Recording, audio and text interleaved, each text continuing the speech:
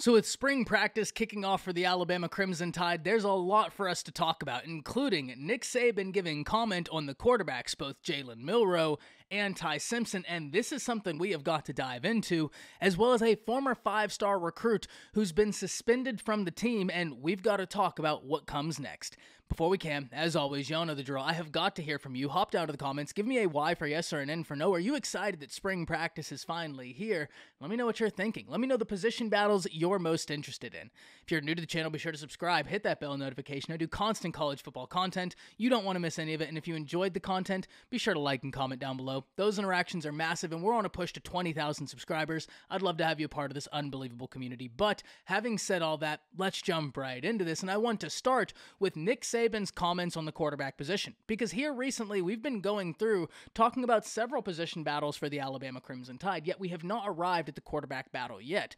And for good reason, because this is one I kind of wanted to let spring play out, because Bama has a bit of a good problem right now. They have two quarterbacks that I think are capable under Tommy Rees's offense, and this is something that if you've tuned into any of the live streams, by the way, they happen Monday and Friday, 5:30 Central Standard Time, I would love to have you over there. It's super interactive, it's an awesome time, but one thing I've been talking about on those live streams is that the more I watch of Tommy Rees's offense, the more and more I'm convinced both of these quarterbacks could find success in this offense. When we look at Jalen Milroe, his athletic ability, his ability to be a mobile, powerful runner, it could give defense fits, especially with Tommy Rees's ability to formulate a power rush attack. However, on the flip side, we need to acknowledge Ty Simpson has some mobility as well, and he has got a live arm. But it was really interesting whenever Nick Saban took the podium and he started commenting on these quarterbacks, and we'll start with his comments on Jalen Milroe, because on Jalen Milroe, he said Milroe did some things that Bryce Young couldn't, and naturally, this bleeds us into what we just talked about. Milroe's ability as a runner, Milroe's ability in this offense, if it is a power run scheme, could give defense fits, and this is something we've talked about for a while now. He is a rare athlete. And one thing we do need to understand is there were times last year where he did make good throws. The question is about consistency. And I'd like to point to that A&M game, because in the early stages of that game, there were some throws early on that inspired some confidence that, okay, once everything gets settled in, this could be a nice situation.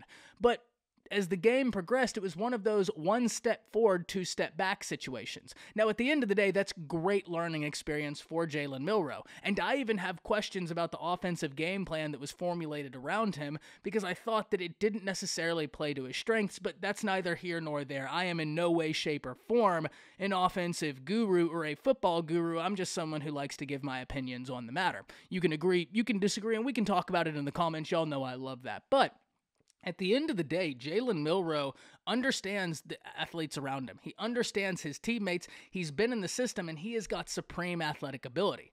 But Jalen Milroe was not the only quarterback Nick Saban commented on. He even commented on former five-star Ty Simpson, saying about Ty Simpson made significant progress and is someone who has developed and has potential to be a really good quarterback. And one thing we need to understand, Ty Simpson has got a live arm. I mean, when he's playing within himself and within the scheme, this could be a quarterback that puts up monster numbers. And one thing that we kind of forget, he's got some mobility and escapability as well, and I really love the second of those, because while Ty Simpson has mobility, I love his escapability, because he has a little bit of Bryce Young, and let me explain this, I'm not comparing him to Bryce Young in any way, shape, or form, it's an easy comparison to stomach, because Alabama fans just got to watch Bryce Young, so you can visualize what I'm trying to say. That's the only reason I'm making this comparison.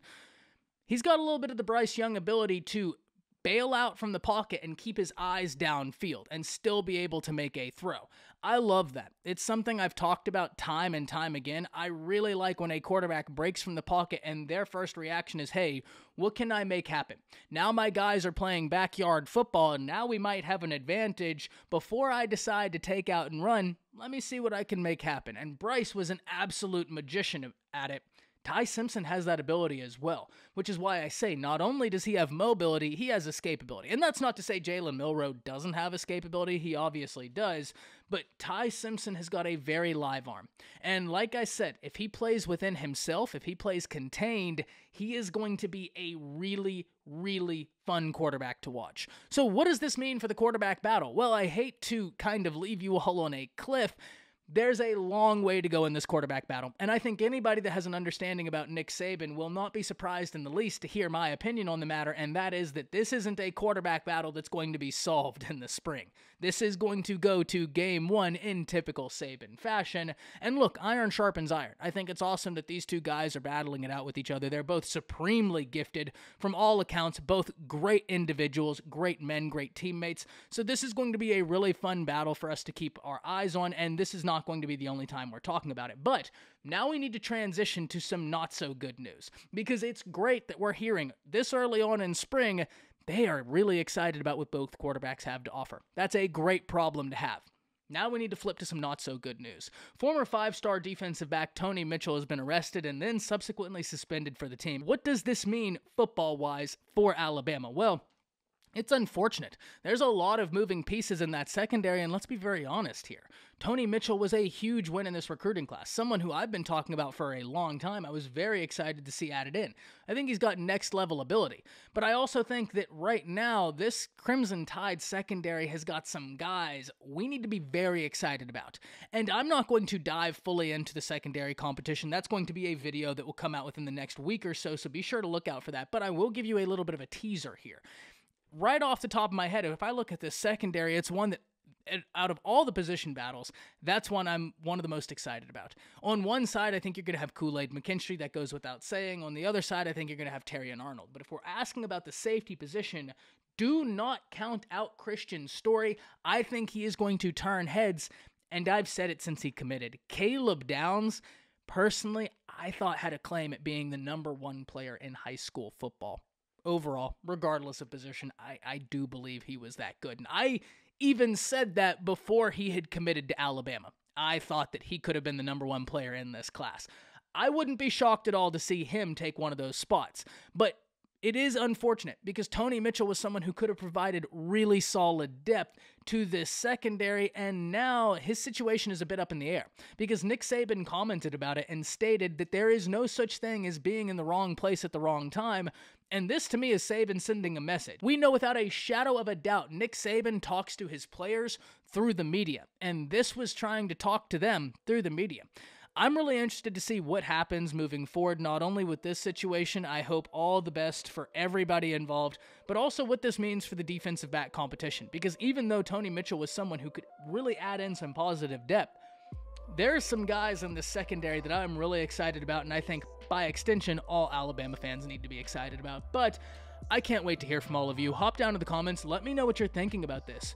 Can't wait to hear what you're thinking about not only the quarterback competition, but who do you think we will see in this secondary? Can't wait to hear from you. That's it. See ya.